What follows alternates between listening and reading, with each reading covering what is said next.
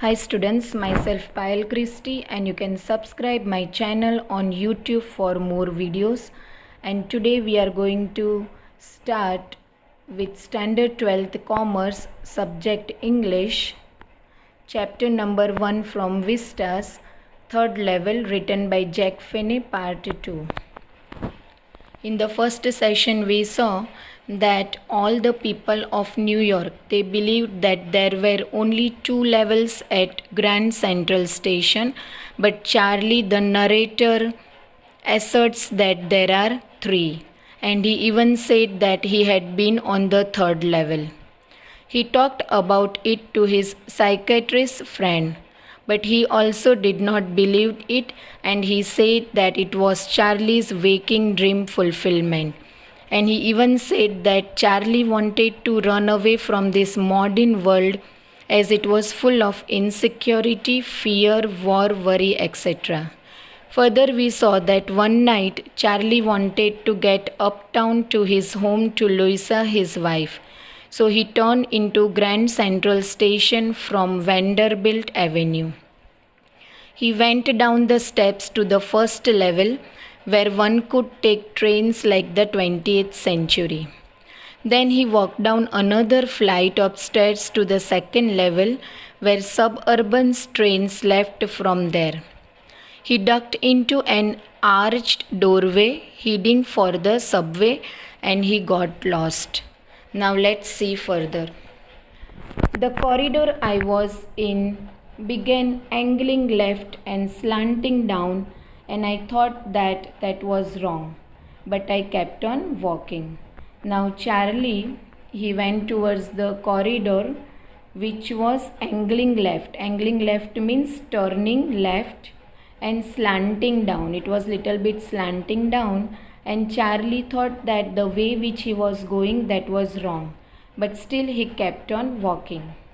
All I could hear was the empty sound of my own footsteps, and I didn't pass a soul. Now what did he see there?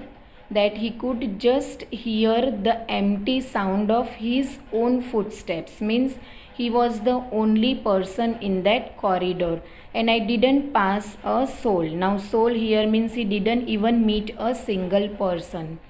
Then I heard that sort of hollow roar ahead, that means open space and people talking. Now as he moved further, he heard many people talking. And how was that space? That space was the open one, and he saw many people talking over there. The tunnel turned sharp left. Now the way from the tunnel that moved towards the left side. I went down a short flight upstairs and came out on the 3rd level. Now as he moved further, he saw the staircase and he just crossed it and he came out on the 3rd level. So where was Charlie now? He had reached to the 3rd level where the people of New York, they only believed that there were 2 levels at the Grand Central Station, but Charlie at present, he came on the 3rd level at Grand Central Station. At Grand Central Station, for just a moment I thought I was back on the 2nd level, but I saw the room was smaller. So for a moment Charlie thought that he was at the 2nd level, but he saw the rooms were smaller. The rooms were very small compared to the 1st and 2nd level. There were fewer ticket windows and train gates, and the information booth in the center was wood and old looking. So what other thing he noticed? He noticed that there were only fewer, very less ticket windows as compared to the 1st and 2nd level, because at the 1st and 2nd level there were many windows. But compared to that, at this 3rd level, there were very few ticket windows and train gates. And the information booth, from the information which we receive about the trains and the tickets, that booth in the center was also made up of wood and old looking, means it was very old looking. And the man in the booth wore a green eye shade and long black sleeve protectors. Now another thing Charlie noticed, that the man in the booth, he wore a green eye shade. Green eye shade means here the green spectacles used to protect the eyes from dim lights. So at present when we go to the railway station, we never see anyone wearing this kind of green eye shades, and he even wore a long black sleeve protectors. The lights were dim and sort of flickering. Now how were the lights? They were dim, and that's why this man had wore green eye shade to protect his eyes from this dim light. And how were the lights? They were flickering. Flickering means they were not steady like the lights we have now. Flickering means moving.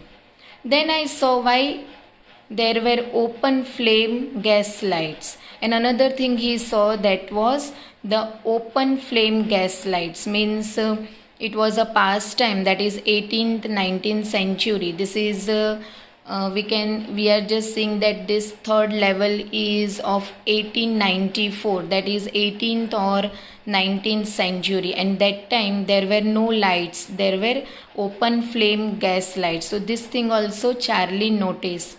There were brass spittoons on the floor, and across the station a glint of light caught my eye. So there were brass spittoons. Spittoons means is a metal pot which is kept on the floor to spit into, and that was also seen during 18th and 19th century.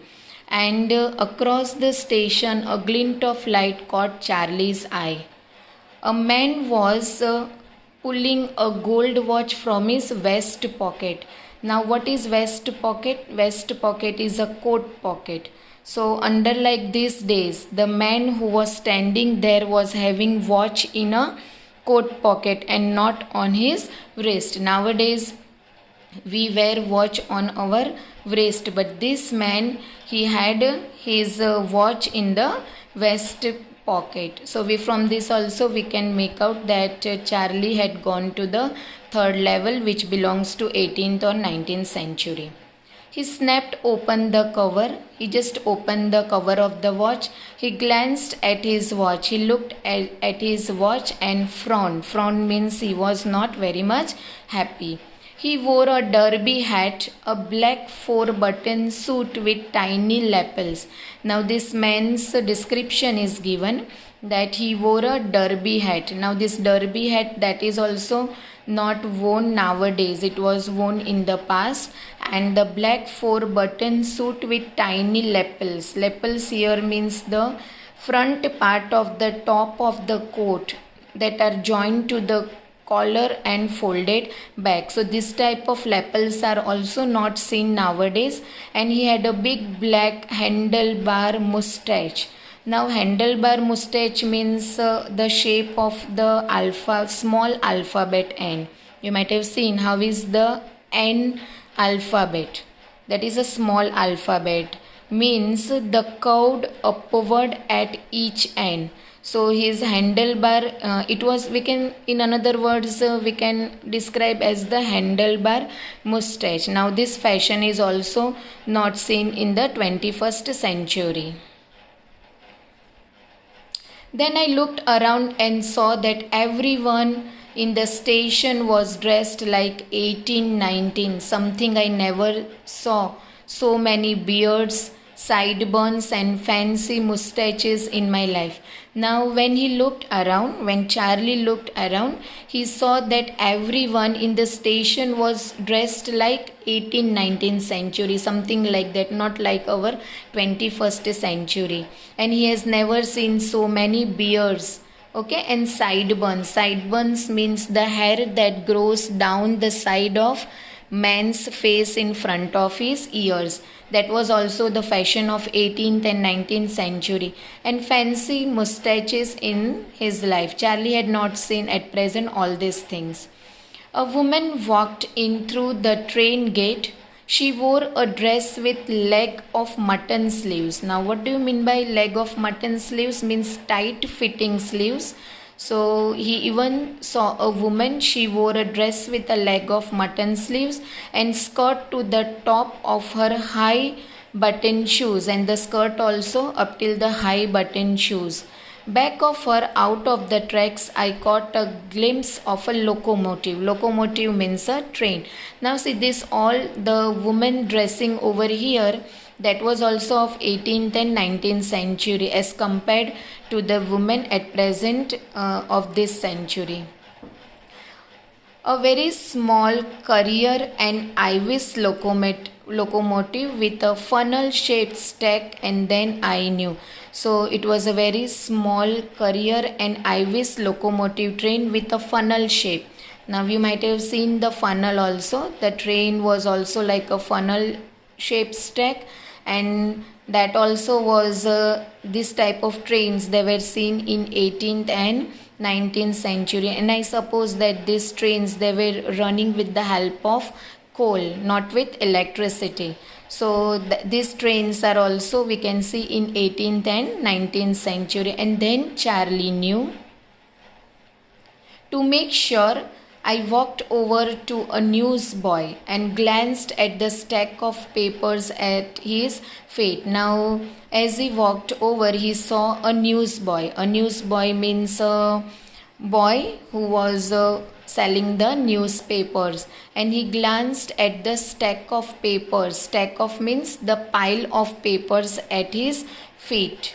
It was The World. Now see here, the name of the newspaper was The World, and The World hasn't been published for years. Now this newspaper also was published in 18th and 19th century. It was not published at present.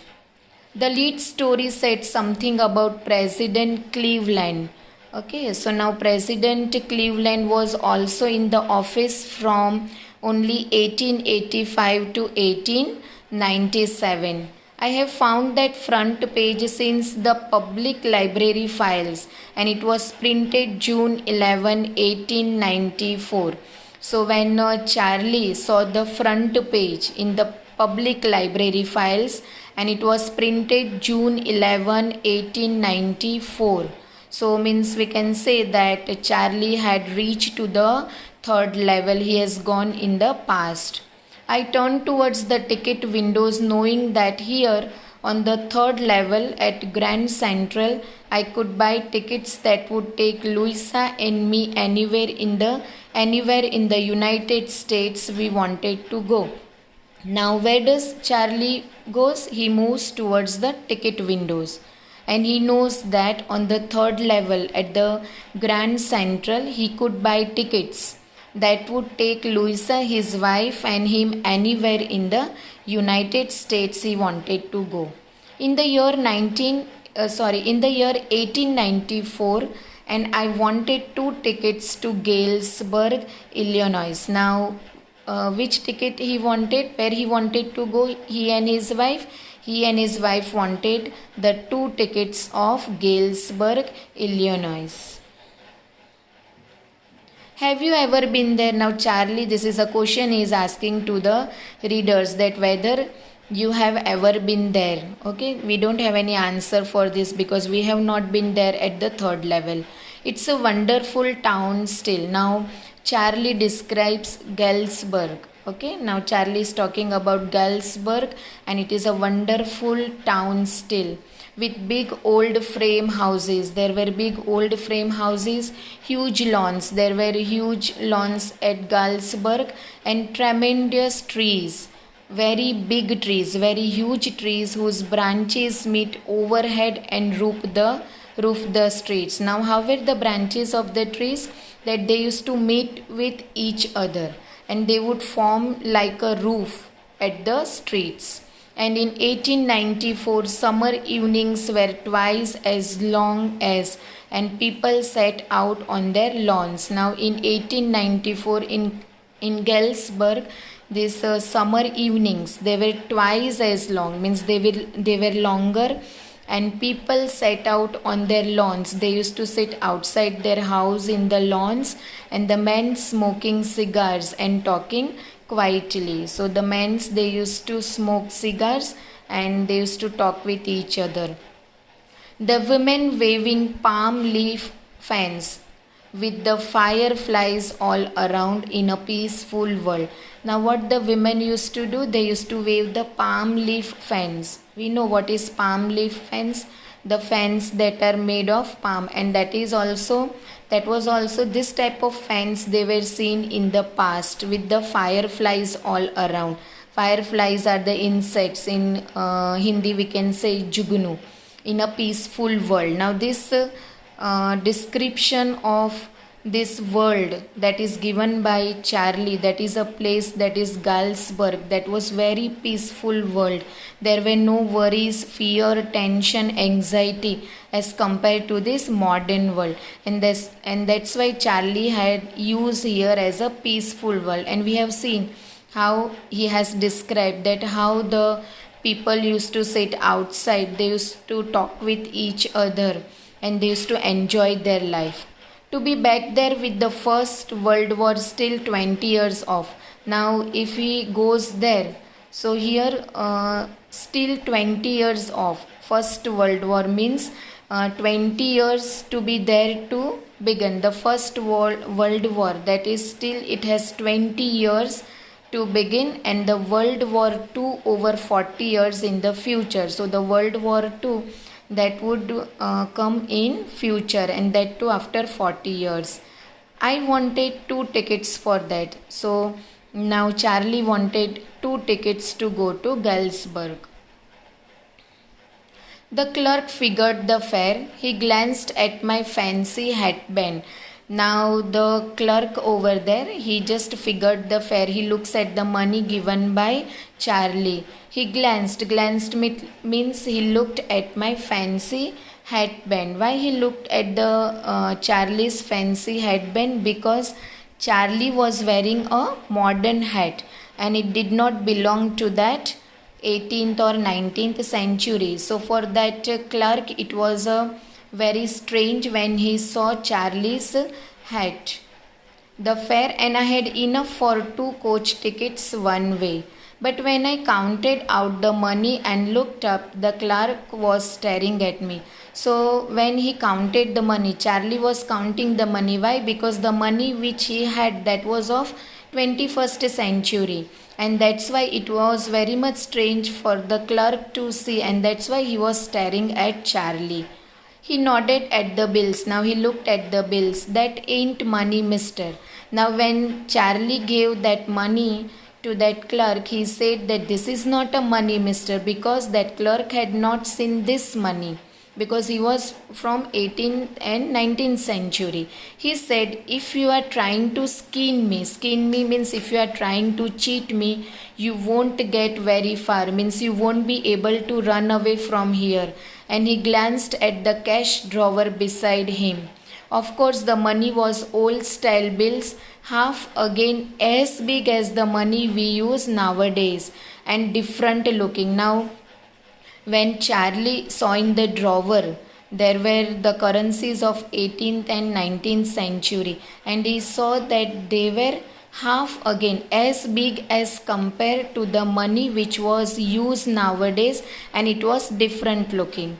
I turned away and got out fast. So now Charlie understood that why this clerk was telling him that if you are going to cheat me, you are going to pay for it. So he understood that the money which he gave, that did not belong to 18th and 19th century. So he ran away from there very fast. There's nothing nice about jail even in 1894. So he was in tension that this clerk would call the police, and Charlie would be sent behind the jail. And we know jail, how is the place there, okay? To be in prison, that is very tough. And in 1894 also the jails were not good. They were like the today's modern world. And that was that. I left the same way I came. So he goes back to the same way he went, I suppose.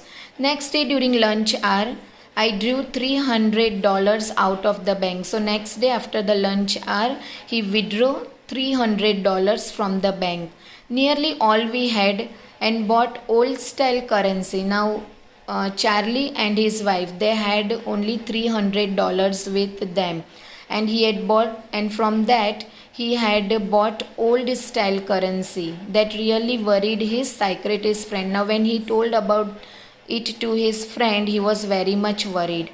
You can buy old money at almost any coin dealers, but you have to pay a premium. Now, premium here means to pay a large amount of money to exchange currency notes. Means you can exchange your currency notes, but you have to pay a very high premium for that. My $300 bought less than 200 in old style bills. So now his present money, his modern money, okay, that was $300. And when he exchanged with the old currency, instead of that he got less amount of money, that is 200 in old style bills. But I didn't care. Eggs were 13 cents a dozen in 1894.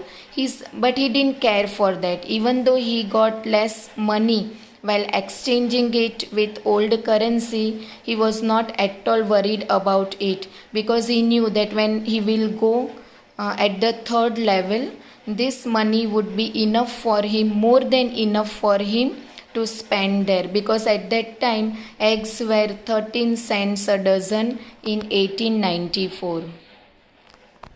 Thanks for watching the video and have a nice day.